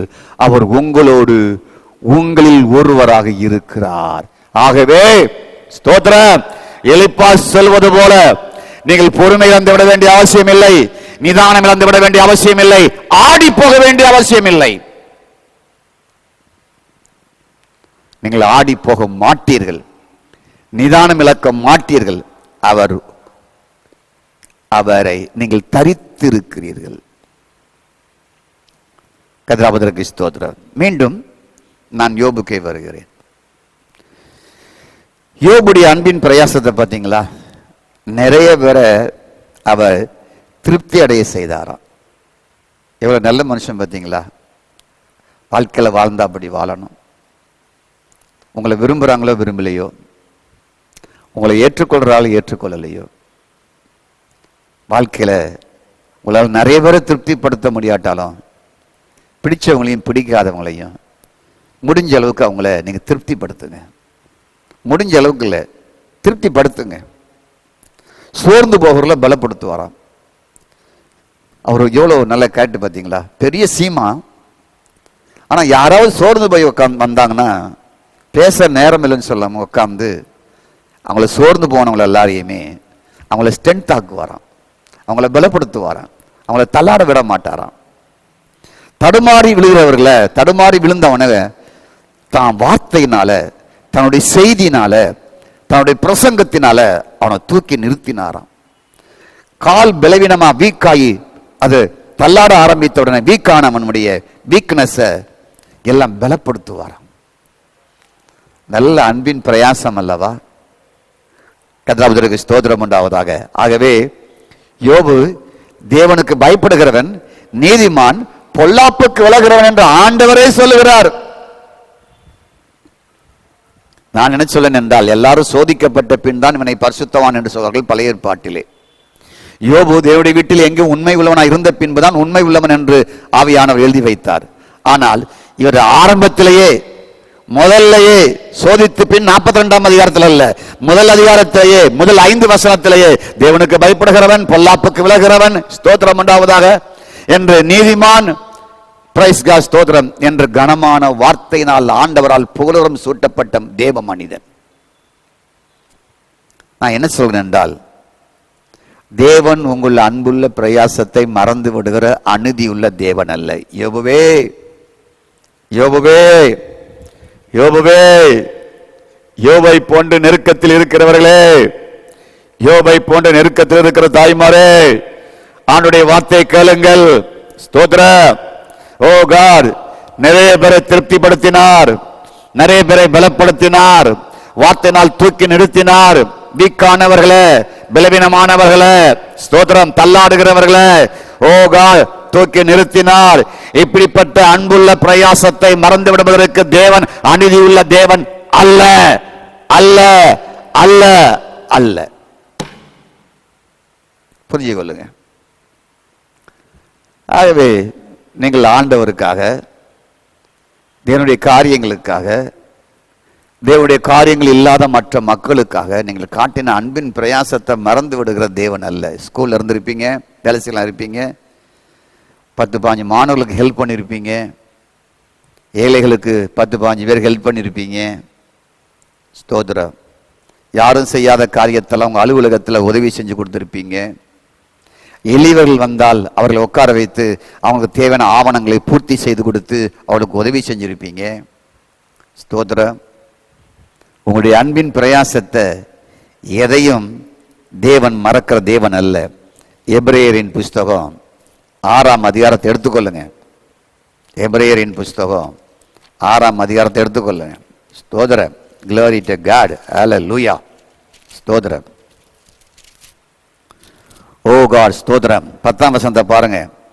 உங்கள் கிரியைகளையும் நீங்கள் பரிசுத்தவான்களுக்கு ஊழியம் செய்தனாலையும் செய்து வருகிறதுனாலையும் தம்முடைய நாமத்திற்காக காண்பித்த அன்புள்ள பிரயாசத்தை மறந்து விடுவதற்கு தேவன் அனுதியுள்ள தேவன் அல்ல. நீங்க ஒரு கலசம் தண்ணீரை நீங்க போறவங்களுக்கு கொடுத்திருந்தாலுமே அதை மறக்கிற தேவன் அல்ல. அதை வாங்குறவங்களும் மறக்க கூடாது. கொடுக்கிறவங்களுடைய கொடுத்தலை ஆண்டவர் மறக்க மாட்டார். பயன்பெறுவர்களும் மறந்துடக்கூடாது. நீங்கள் அசதியாயிராமல் வாக்கு தத்தமான ஆசீர்வாதங்களை விசுவாசத்தினாலும் நீடிய பொறுமையாலும் சுதந்திரத்துக் கொள்கைகளை பின்பற்றுவதாயிருந்து உங்களுக்கு நம்பிக்கையின் பூரண நிச்சயம் உண்டாகும்படி நீங்கள் யாவரும் முடிவறிந்தும் அப்படியே ஜாக்கிரதையாய் காண்பிக்க வேண்டும் என்று ஆசையாக இருக்கிறோம்.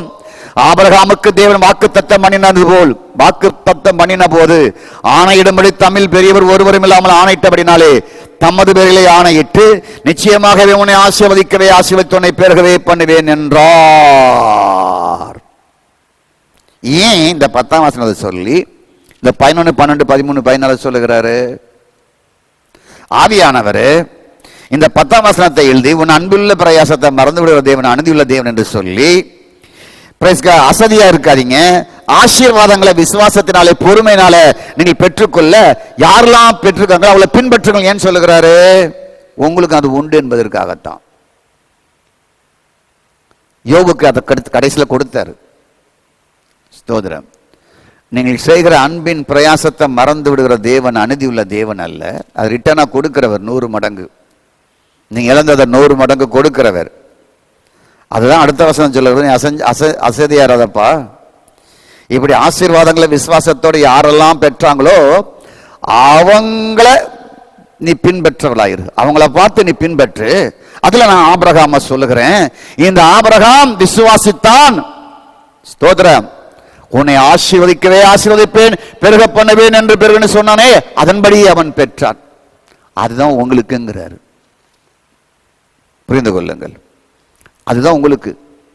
யோபுவே, உன் அன்பின் பிரயாசத்தை, நீ ஊழியம் செய்ததை, நீ மக்களுக்கு செய்ததை என் தேவன் மறந்து விடுகிற தேவன் அல்ல. ஸ்தோத்திரம் உண்டாவதாக. அன்புள்ள பிரயாசத்தை மறந்து விடுவதற்கு தேவன் அநீதி உள்ளவர் அல்ல. ஆகவே நீ அசதியாய் இருக்க வேண்டாம். வாக்குத்தத்தமான ஆசீர்வாதங்களை விசுவாசத்தினாலே நீடிய பொறுமையாய் சுதந்திரித்துக் கொள்ளுகிறவர்களை நீ பின்பற்று. யாரெல்லாம் விசுவாசத்தோடு ஆசீர்வாதங்களை சுதந்திரித்துக் கொண்டார்களோ அவர்களை பின்பற்று. எதற்காக? யோபு போன்று அன்பின் பிரயாசம் கொண்டவர். யோபு அன்பின் பிரயாசம் கொண்டவர். ஆனால் ஆபிரகாம் போன்று முடிவிலே இரட்டத்தனையான ஆசீர்வாதங்களை அவர் பெற்றார். நீங்களும் பெறுவீர்கள் என்று ஆண்டவர் விளம்பி வைத்திருக்கிறார், வெளிப்படுத்தி வைத்திருக்கிறார். கதாமதற்கு ஸ்தோத்திரம். பிரச்சனை பிரச்சனை பிரச்சனை பிரச்சனை பிரச்சனை, கஷ்டம் கஷ்டம் கஷ்டம் கஷ்டம் கஷ்டம். துன்பம் துன்பம் துன்பம், ஆடி போயிட்டேன், கலங்கி போயிட்டேன், நிதானத்தில் இருந்துட்டேன். இதே வாழ்க்கை இல்லை. உங்களுடைய அன்பின் பிரயாசம் அது இல்லையா? அதை செய்ய ஆரம்பிங்க. கர்த்தருக்கு ஸ்தோத்திரம். அன்பின் பிரயாசம், அன்போடு பிரயாசப்படுவது, அன்போடு செயல்வது, அன்போடு ஓடி ஓடி மற்றவர்களுக்கு செயல்படுவது. இதுதான் கிறிஸ்டியானிட்டியினுடைய மூல வேறு. அநேகருக்கு எப்படின்னா, அவங்க எல்லாரும் நமக்கு தேடி வந்து கொடுக்கணும். அந்த கான்செப்டை இழந்துருங்க. ஸ்தோத்திரம். என்னுடைய பிரச்சனை, யார் என்னை தேடி வந்தாங்க, யார் என்னை நாடி வந்தாங்க, யார் எனக்கு பேசினாங்க, யார் உதவி செய்வதாக என்பது அல்ல. அதை ஓரமாக நிறுத்திவிட்டு அந்த சுபாவத்தை கலைந்தெறிந்து விட்டு, ஸ்தோத்திரம், எந்த ஒரு மனுஷன் அன்பின் பிரயாசத்தை காட்டுகிறானோ அந்த மனுஷனை மறந்து விடுகிற தேவன் அல்ல. 4 நல்ல காரியங்கள் எலிப்பாஸ் யோபுவை பற்றி சொன்னார். அந்த அன்புள்ள பிரயாசத்தை தேவன் மறந்து விடுகிற தேவன் அல்ல. அதற்காகத்தான் எபிரேயர் 6ஆம் அதிகாரத்திலே, ஸ்தோத்திரம், அன்பின் பிரயாசப்பட்ட கடவுளுடைய பிள்ளையே, விசுவாசத்தினாலே முன்மாதிரியாக இருந்து சுதந்திரித்துக் கொண்டார்களவா, அதுபோல் இந்த ஆபிரகாமை போல நீயும் சுதந்திரித்துக் கொள், உனக்கும் இருக்கிறது என்று சொல்லுகிறார் ஆவியானவர். கதாபதற்கு ஸ்தோத்திரம். ஆகவே ஸ்தோத்திரம். அப்ப அன்பின் பிரயாசம் எதற்கு? ஆபிரகாமை போன்று, யோபுவை போன்று பல மடங்கு சுதந்திரித்துக் கொள்வதற்கு.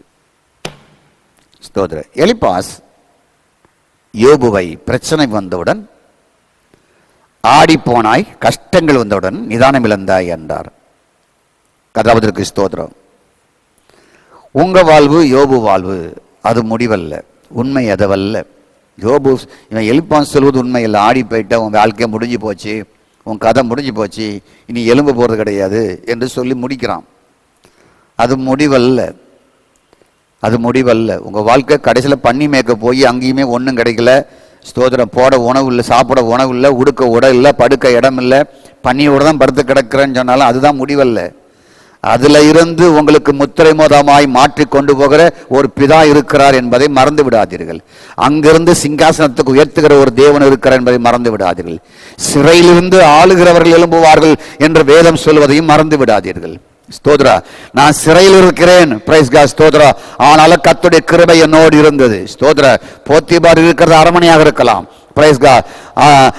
எகிப்து ராஜா இருப்பது அரமனையாக இருக்கலாம். போத்திபார் இருப்பது ஒரு ராயல், ஒரு வீட்டில், ராயலான ஒரு வீட்டில் இருக்கலாம். ஆனால் யோசேப்பு இருப்பது ஒரு சிறைச்சாலையாக இருக்கலாம். அங்க கிருபை இருக்கு, அங்க இங்கேயும் கிருபை இல்லை. ஸ்தோத்திர. அந்த கிருபை உள்ளவன சிறையில் இருந்து உயர்த்தின ஒரு ஆண்டவர் உண்மையாக இருக்கிறார். அவனுடைய அன்பின் பிரயாசத்தை மறந்து விடுவதற்கு தேவன் அநீதி உள்ளவர் அல்ல என்பதை புரிந்து கொள்ளுங்கள். கர்த்தருக்கு ஸ்தோத்திரம். யோபு வாழ்வோம், உங்க வாழ்வோம், ஆடி போவது, நிதானம் இழந்து விடுவதுதான் முடிவு அல்ல, அதுதான் உண்மையும் அல்ல. அதுதான் உண்மை நினைச்சிடாதீங்க.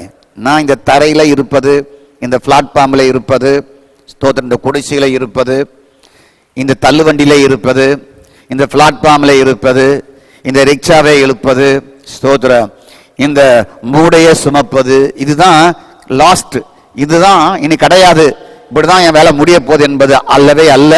அது வாழ்க்கை அல்ல, அது உண்மை அல்ல. உங்களுக்கு மேலான ஒரு வாழ்க்கையை தேவன் வைத்திருக்கிறார். பிசாசு எப்பொழுதுமே பொய்யனும், பொய்க்கு பிதா என்பதை நீங்க மறந்துடாதீங்க. கர்த்தருக்கு ஸ்தோத்திரம். பிசாசு எப்பொழுதுமே பொய்யும், பொய்க்கு பிதா. ஸ்தோத்திரம். பிசாசு எப்பொழுதுமே உங்களுடைய சீரும் சிறப்புமே இல்லாமல் ஆக்குகிறவன், நொடிந்து போக வைக்கிறவன், இழக்க வைக்கிறவன், நீங்கள் நஷ்டத்தை நோக்கி பிரயாணம் பண்ண வைக்கிறவன், நீங்கள் தரித்திரத்திலையும் கஷ்டத்திலையும் துன்பத்திலையும் துவண்டு போக வைக்கிறவன், உங்களை நிதானம் இழக்க வைக்கிறவன், உங்களை ஆடி போக வைக்கிறவன், உங்களையே வெறுக்க வைக்கிறவன். இவ்வளவு நல்ல காரியத்தை செஞ்சு என் வாழ்க்கையில் ஒரு டெவலப்மெண்டே இல்லையே என்று உங்களையே தாழ்வாய் நினைத்து தேவனை தூசிக்க வைக்கிறவன். அப்படிப்பட்ட வாழ்க்கை உங்களுக்கு இல்லை. அதைத்தான் எலிப்பாஸ் சொல்கிறான், நீ நிதானம் இழந்துட்ட போ அப்படிங்கிறான். இந்த 4ஆம் அதிகாரத்தில் நாம் காண வேண்டியது அதிகமாக இருக்கிறது. ஸ்தோத்திரம். ஆகவே எலிப்பாஸ் இந்த யோபுடைய உத்தம குணத்தை இழிவுபடுத்துறான். அவன் உத்தமன், சன்மார்க்கன், தேவனுக்கு பயப்படுகிறவன். அவருடைய உத்தம குணத்தை இழிவுபடுத்துகிறான். காரணம், அவன் வாய் பிசாசின் வாய். அவன் பிசாசுடைய பிரதிநிதியாக வேலை செய்து கொண்டு இருக்கிறான். யோபு பாருங்க 1ஆம் அதிகாரத்தில், அவன் பொல்லாப்புக்கு விலகிறவன், தேவனுக்கு பயப்படுகிறவன். ஸ்தோத்திரம். அவன் நீதிமான், அவன் உத்தமன். எத்தனை டைட்டில் அவருக்கு! யோபு 1ஆம் அதிகாரத்தில் பாருங்க, அவருக்கு நிறைய டைட்டில் ஆண்டவரே கொடுக்கிறாரு. ஸ்தோத்திரம். Glory to God. ரீபாக்கா ரஷ் அந்த 1ஆம் வசனத்தில் எடுத்த உடனே 1ஆம் வசனத்தில் பாருங்களேன், உத்தமன், சன்மார்க்கன், தேவனுக்கு பயந்தவன், பொல்லாப்புக்கு விலகிறவன், 4 டைட்டில் ஆண்டு கொடுக்கிறார். ஸ்தோத்திரம். உத்தமன், சன்மார்க்கன், தேவனுக்கு பயந்தவன், பொல்லாப்புக்கு விலகிறவன் என்ற 4 ஸ்தோத்திரம் உண்டாவதாக அந்த பட்ட பெயரை கொடுக்கிறார் ஆண்டவர். ஆனால் இங்கு எலிப்பாஸ் இந்த உத்தம குணமுடையவனை பிரைஸ் காட் இழிவுபடுத்தக்கூடிய அளவுக்கு எலிப்பாஸ் இங்கு பேசுகிறான். அதான் சொன்னேன், இவன் பிசாசுடைய வாய் அப்படின்னு. உங்களை இழிவுபடுத்த யாராவது வந்திருக்காங்கன்னு வைத்துக்கொள்ளேன், அது பிசாசுடைய வாயின் முடிவு பண்ணிக்கிட்டு ஸ்தோத்திரம் அந்த வாயோட உங்க வாயை கொடுக்காம இருந்துட்டீங்கன்னா உங்களுடைய பரிசுத்தம் காப்பாற்றப்படும். ஆண்டவர் அங்க நியாய தீர்ப்பை செய்வார். கதாபதற்கு ஸ்தோத்திரம். அல்லேலூயா. ஆமென். இந்த 4ஆம் அதிகாரம் 7ஆம் வசனத்தில் சொல்கிறார் பாருங்களேன். ஸ்தோத்திரம். உம்முடைய தேவ பக்தி, உம்முடைய உறுதி, உம்முடைய வழி, உம்முடைய உத்தமம், உம்முடைய நம்பிக்கை இருக்க வேண்டியதல்லவா? எவ்வளவு ஞானி மாதிரி பேசுறாரு பாருங்களேன். உம்முடைய தேவ பக்தி, உம்முடைய உறுதி, உம்முடைய வழி, உம்முடைய உத்தமம், உம்முடைய நம்பிக்கை இருக்க வேண்டியதல்லவா? ஆனா கீழே ஒரு டேஞ்சரான வார்த்தை சொல்லுகிறார். குற்றம் இல்லாதவன் அழிந்தவன் உண்டோ? ஏபா அப்படி தூக்கி பேசி அப்படியே ஒரே அடி அடிக்கிறான் எலிப்பாஸ். உயர்த்தி பேசி இந்த யோபுவை ஒண்ணும் இல்லாமல் ஆக்குகிறான். ஸ்தோத்திரம். நல்லா கவனிங்க. உங்களுடைய தேவ பக்தி, உங்களுடைய உறுதி, உங்களுடைய வழி, உங்களுடைய உத்தமம், பிரைஸ் காட், நல்லது நடக்கும் என்று அது உறுதி கொடுக்கவில்லையே. புதிய மொழிபெயர்ப்பில் வாசித்தால் தான் அது சூப்பரா இருக்கு. ஸ்தோத்திரம். உங்களுடைய தேவ பக்தி உனக்கு என்னைய உறுதி கொடுத்தது, உம்முடைய உறுதி உன்னை என்னைய உன்னை காப்பாற்றியது, உங்களுடைய வழிகள் எல்லாம் உத்தமம்பா, ஆனா உனக்கு அது ஒன்னும் உதவி செய்யலையே அப்படிங்கிறார். அவருடைய பக்தியை, அவருடைய தேவ பக்தியை, தேவன் மேல் இருக்கிற பற்றுதலை இழிவுபடுத்துகிற ஒரு யோபு, ஒரு எலிப்பாஸ் அங்கு வந்து ஒரு பேயின் வாயாக இருந்தான் என்று பார்க்கிறோம். ஸ்தோத்திரம். நான் முடிவாக சொல்லுகிறேன், மீண்டும் அடுத்த வாரமும் இந்த 4ஆம் அதிகாரத்தை பார்ப்போம். நாம் காண்பது என்னவென்றால், சோதிப்பது தேவன் அல்ல, எலிப்பாஸ் வழியாக, மறைவான ஆவியின் வழியாக சோதனை. Praise God. ஸ்தோத்திரம் உண்டாவதாக. எப்படி ஏதேனில் சர்ப்பமாய் நுழைந்து வந்ததோ அதுபோல் இங்கும் ஒரு வித்தியாசமான முறையில் எலிப்பாஸ் மூலமாய் சோதிக்கப்பட்டவனை இன்னும் சோதிப்பதற்காக உள்ளே நுழைந்தான் என்று பார்க்கிறோம். யோபுடைய தனிப்பட்ட பக்தி, உறுதி, அவனுடைய வழி, நல்லது நடக்க வேண்டும் என்று மனுடைய அபிப்பிராயங்கள். ஸ்தோத்திரம். எந்த ஒரு மனிதன் கடவுளை பக்தியாக நல்ல வழி நடக்கிறானோ அவனுக்கு எல்லாம் நல்லதாக நடக்க வேண்டும் என்று மனுடைய அபிப்பிராயம். ஸ்தோத்திரம். ஆனால் இங்கு சொல்கிறான், அந்த நல்ல அபிப்பிராயத்தை எலிப்பாஸ் நோக வைக்கிறான், இழிவுபடுத்துகிறான், வேதனைப்படுத்துகிறான். அன்புடையவர்களே, ஸ்தோத்திரம். உங்கள் தேவ பக்தியை தேவன் மறந்து விடுகிற தேவன் அல்ல. உங்களுடைய அன்பின் பிரயாசத்தை மறந்து விடுகிற தேவன் அல்ல. உங்களுடைய வழிகளை அவர் மறக்கிற தேவன் அல்ல. ஸ்தோத்திரம். உங்கள் விசுவாசத்தையும், உங்களுடைய அன்பின் பிரயாசத்தையும், உங்களுடைய ஜெபத்தையும், உங்களுடைய ஓடி ஓடி ஆண்டவருக்காக செயல்படுவதையும் தேவன் மறக்கிறவர் அல்லவே அல்ல. உங்களுக்கு மதுரமான வாழ்க்கை வைத்திருக்கிறார். நீங்கள் ஆடி போக மாட்டீர்கள், நீங்கள் தள்ளாட மாட்டீர்கள். தள்ளாடுகிற முழங்கால்களை பலப்படுத்துகிற ஆண்டவர் உங்களுக்கு இருக்கிறார். ஸ்தோத்திரம். நீங்கள் பாலைவனமாக போனாலுமே அதை ஏதேன் தோட்டத்தை போல் மாற்றுகிற ஒரு ஆண்டவர் இருக்கிறார். கர்த்தருக்கு ஸ்தோத்திரம். ஆகவே எவ்வளவாய் அவருடைய 3 நண்பர்களும் இந்த யோபுவை ரணவேதனைப்படுத்தினார்கள் என்பதை நாம் தொடர்ந்து பார்ப்போம். ஸ்தோத்திரம். உங்களை ரணவேதனைப்படுத்துவதற்கு சுற்றிலும் பேயின் வாய் உடையவர்கள் 1000 இருக்கலாம். உங்களை தள்ளாட விட மாட்டார். கிறிஸ்துவின் அன்பை விட்டு ஒருவரும் பிரிக்க முடியாது. உங்களுக்கு கேடகமாகவும், உங்களுக்கு அரணாகவும், உங்களுக்கு புகலிடமாகவும் மட்டுமல்லாமல் உங்களுக்கு தன்னையே உங்களை தரித்து வைத்திருக்கிறார். நீங்கள் அவரை தரித்தவர்களாக இருக்கிறீர்கள். உங்களை ஒன்றும் சேதப்படுத்த முடியாது, ஒன்றும் உங்களை மோத முடியாது. உங்களை மோதுகிறவன் அவரை மோதுகிறான், உங்களை மோதுகிறவன் அவன் அழிவான். இந்த கல்லில் மோதுகிறவன் அவன் நொறுங்கி போவான். ஏனென்றால் அந்த கல்லையே நீங்கள் தரித்தவர்களாக இருக்கிறீர்கள், உடுத்தியவராக இருக்கிறீர்கள். அவர் உங்களுக்குள் இருக்கிறார். ஸ்தோத்திரம். நான் நாடி போக மாட்டேன், நான் நிதானம் இழந்து போக மாட்டேன் என்ற ஒரு வெற்றி வாழ்க்கையோடு வாழுங்கள். நல்ல ஆண்டவரே, துதிக்கிறோம், ஸ்தோத்திரிக்கிறோம். ஸ்தோத்திரம் ஆண்டவரே. யோபுவை எலிப்பாஸ் எவ்வளவுதான் டிஸ்கரேஜ் பண்ணாலும் ஸ்தோத்திரம், யோபுவின் தேவன் என்றும் உயிரோடு இருக்கிறீர். அவனுடைய பக்தியை, அவனுடைய நடக்கையை, அவனுடைய வைராக்கியத்தை கர்த்தருக்கு ஸ்தோத்திரம். எலிப்பாஸ் அது உன்னை காப்பாற்றவில்லையே என்று சொல்லி ஆண்டவரை நையாண்டி செய்தாலும் என் ஆண்டவர் யோபுவை கடைசி வரைக்கும் நீர் கைவிடவில்லை. ஆண்டவரே கர்த்தருக்கு ஸ்தோத்திரம். உம்முடைய ஜனங்கள் இதை கேட்டு இருக்கிறார்கள். உம்முடைய ஜனங்கள் ஆடி போக மாட்டார்கள், நிதானம் இழக்க மாட்டார்கள். நன்றி இயேசுவின் நாமத்தில் பிதாவே, ஆமேன். என் ஆத்துமாவை கர்த்தரை ஸ்தோத்திரி, என் முழுமை பரிசுத்த நாமத்தை ஸ்தோத்திரி. என் ஆத்துமாவே கர்த்தரை ஸ்தோத்திரி, கர்த்தர் செய்த சகல உபகாரங்களையும் மறவாதே. நம்முடைய கர்த்தருடைய கிருபை, பிதாவாகிய தேவனுடைய அன்பு, பரிசுத்தமுடைய அன்பின் ஐக்கியம் நம்மிடம் என்றென்றைக்கும் எப்பொழுதும் உங்களோடு இருப்பதாக. ஆமேன். நன்றி. God bless you. கர்த்தர் உங்களை ஆஸ்வதிப்பார்.